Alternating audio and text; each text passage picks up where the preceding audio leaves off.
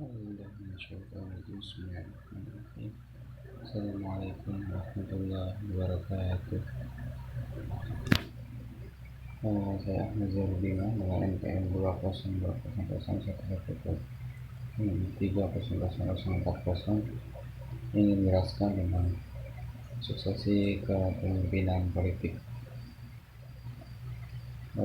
Jadi suksesi kepemimpinan politik itu berbeda-beda setiap partai politik sesuai dengan visi dan misinya gitu, sesuai dengan AD dan ART-nya setiap partai politik. Contohnya partai politik P3. Partai politik P3 itu kalau tidak salah salah satu AD-nya itu telah bertakwa kepada Allah gitu ya. Bukan kepada Tuhan, tapi kepada Allah. Karena partai P3 ini kan adalah partai Islamis, partai kanan, partai kiri maksud saya, maaf. Partai kiri yang bukan artinya dia komunis, bukan. Tapi dia itu termasuk partai yang nasionalis agamis gitu. Jadi partai yang menjunjung tinggi, partai yang memiliki dasarnya itu nasional tapi ada rasa agamanya gitu. Itu kan caranya ketiga itu adalah bertakwa Maha Esa. Jadi jika ingin menjadi salah satu sukses pemimpinnya itu, sukses partai politiknya itu adalah bertakwa gitu. Jadi kalau orangnya nggak bertakwa kepada Tuhan, kepada Allah Subhanahu Wa Taala, ya belum tentu menjadi ketua partainya gitu. Nah, salah satunya itu juga ART, itu anggaran rumah tangga. Jadi anggaran rumah tangga ini perlu diperhatikan juga untuk menjadi seorang pemimpin partai politik gitu. Nah, di Indonesia ini kan terkenal dengan asas demokrasinya ya. Tapi untuk mencapai suksesi gitu ya, suksesi partai politik, asas demokrasi ini malah menjadikan konflik gitu, malah menjadikan konflik di dalam partai politik tersebut gitu. Contohnya ketika ketidaksamaan pendapat dalam musyawarah nasional. Jadi dalam partai politik itu adalah musyawarah nasional, dan musyawarah nasional luar biasa gitu. Kalau sekarang tuh kayak kongres luar biasa itu. Nah, musyawarah nasional ini diadakan setiap 5 tahun sekali, dan sifatnya itu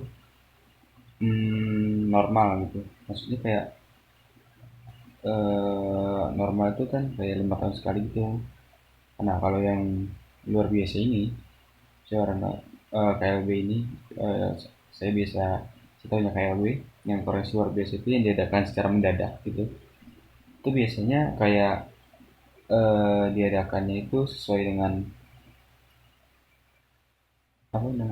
dengan kebutuhan, terus sesuai dengan ada sesuatu peristiwa gitu. Contohnya kayak KLB partai Lambang Mercy itu, Partai Demokrat. Itu kan KLB-nya itu kan diadakan oleh Kubu Muldoko ya. Nah, karena KLB itu dia disebut sebagai salah satu konflik internal yang dicampuri oleh staf kepresidenan. Nah, itu menjadi sebuah konflik yang besar karena kan itu masalahnya itu kan si Muldoko ini bukan dari partai Demokrat ya, tapi dia itu mencampuri urusan Partai Demokrat gitu. Nah, salah satu syarat terlaksananya KLB juga adanya 2/3 Dewan Perwakilan Provinsi. Jadi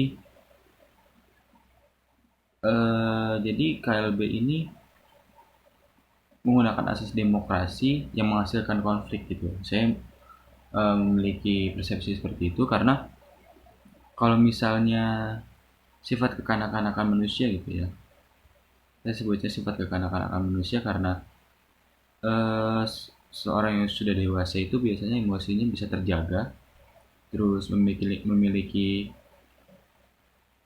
apa namanya, pandangan yang panjang, pikiran yang panjang. Jadi kalau misalnya, nah ditambah lagi dengan eh, banyaknya teman-teman yang sepemikiran gitu. Jadi KLB ini terlaksana karena dua per tiga dewan provinsi hadir gitu. Bukan KLB ini Demokrat, tapi KLB mana saja, musyawarah nasional luar biasa mana saja, itu biasanya di dikatakan sah dan dikatakan berasas demokrasi itu biasanya sesuai dengan 2/3 Dewan Perwakilan Provinsi.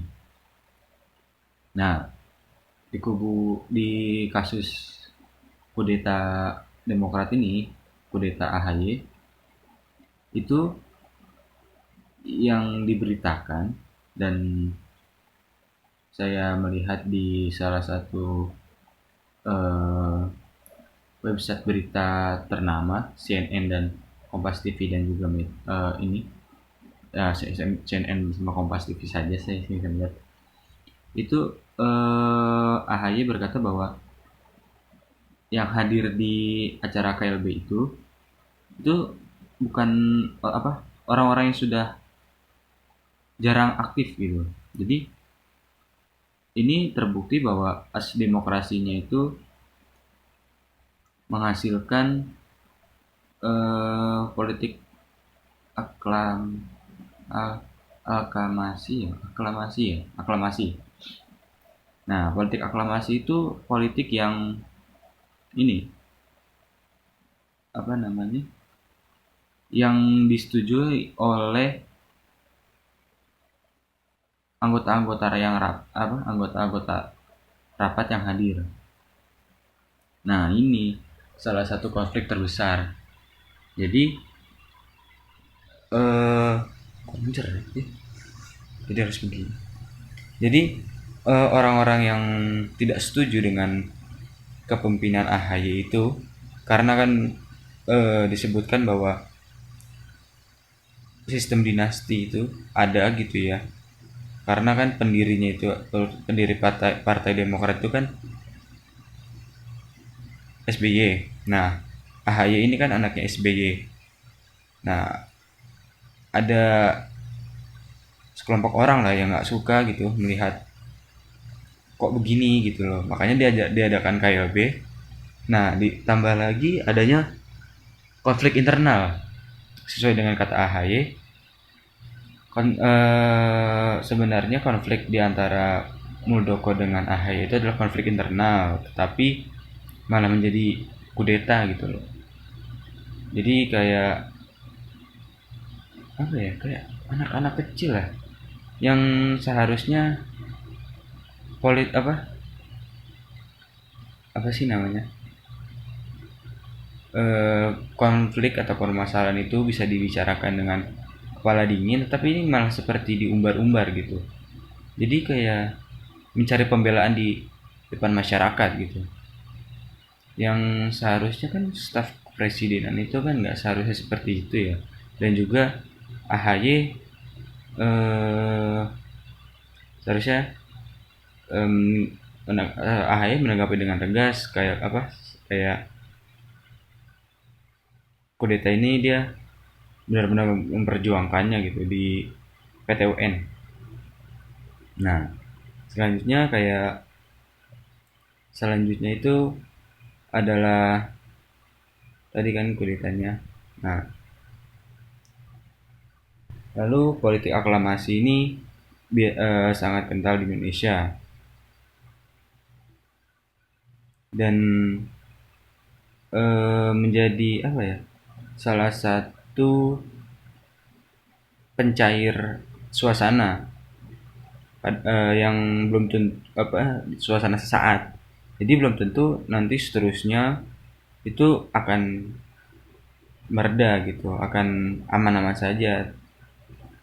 Contohnya seperti politik ini apa, partai politik hanya Abu Rizal Bakri itu kan ada dua tuh, dua kepemimpinan, Abu Rizal Bakri dengan siapa ya, Agung Agung siapa gitu saya lupa. Itu kan itu karena yang pro dengan Abu Rizal itu sesuai dengan keputusan di rapat itu adalah diadakannya pergantian kepemimpinan itu tahun 2018 kalau nggak salah, 2018.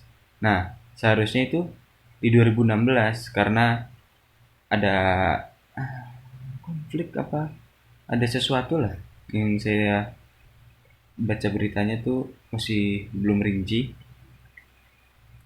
Saya bacanya tuh kayak nggak salah tuh tahun 2018 itu digantikan apa, adanya pergantian. Nah, si Abu Rizal Bakri, jadi yang pro dengan Abu Rizal itu sesuai dengan keputusan itu pergantiannya tahun 2018. Nah, ada sekelompok orang yang tidak setuju. Nah, dalam rapat itu makanya diadakannya dengan musyawarah yang menghasilkan ketuanya itu si Agung ini. Kalau nggak salah si Agung ini. Iya. Nah, itu saya melihat bahwa proses demokrasi itu malah menjadi sebuah apa ya? Sebuah ajang berlomba gitu. Jadi ketika apa namanya? Ketika pendapatnya tidak disetujui oleh banyak orang, tidak disetujui itu malah menjadi kayak eh dia misalnya pendapatnya nggak setuju, terus dia mengumpulkan orang-orang yang tidak apa, yang pendapatnya juga setuju dengan dia. Jadi kayak itu disebutnya politik aklamasi itu. Jadi orang-orang yang nggak setuju itu melakukan kongres. Nah, itu menentukan kepemimpinannya gitu. Itu sesuai apa, seperti apa ya, musuh dalam selimut kalau kata peribahasa itu. Jadi udah di depan musuh nih, terus dalam selimut juga dia melakukan sebuah gerakan reformasi gitu. Jadi kalau misalnya benar-benar dia nggak suka dan dia dewasa, itu beda ya, kayak kayak misalnya eh kayak orang yang nggak setuju membuat partai baru tuh apa itu apa, itu biasa gitu ya, karena kan mungkin karena dia nggak setuju, dia membuat partai baru gitu. Itu sebuah emosi yang dikendalikan dengan dewasa. Tapi kalau misalnya dia nggak setuju tapi membuat musyawarah luar biasa yang menghasilkan kepemimpinan baru, itu kan emosi yang dilakukan dengan kanak-kanakan gitu. Jadi itu kan bisa dirapatkan gitu ya, walaupun nggak setuju atau gimana, tetapi tetap diperjuangkan, berarti kan itu adalah masalah serius gitu. Kalau misalnya dia nggak diperjuangkan, berarti kan itu bukan masalah serius gitu. Jadi seharusnya eh, seorang pemimpin juga mengerti apa yang diinginkan oleh anggota-anggotanya gitu. Jangan melihat dari anggota-anggota yang pro, tapi juga dilihat dari anggota-anggota yang oposisi gitu. Nah, maka dari itu seharusnya partai politik itu adanya proses regenerasi, yaitu pergantian kepemimpinan setiap 5 tahun sekali agar tidak adanya politik aklamasi. Tapi gimana ya, susah sih. Politik aklamasi itu kan dilakukan karena adanya tidak kesetujuan. Kalau misalnya pemimpin regenerasi juga tidak setuju, ya ada apa, ada yang tidak setuju, ya tetap saja adanya politik aklamasi gitu. Mungkin itu yang bisa saya sampaikan, kurang lebihnya mohon maaf. Wabillahi taufiq wal hidayah. Assalamualaikum warahmatullahi wabarakatuh.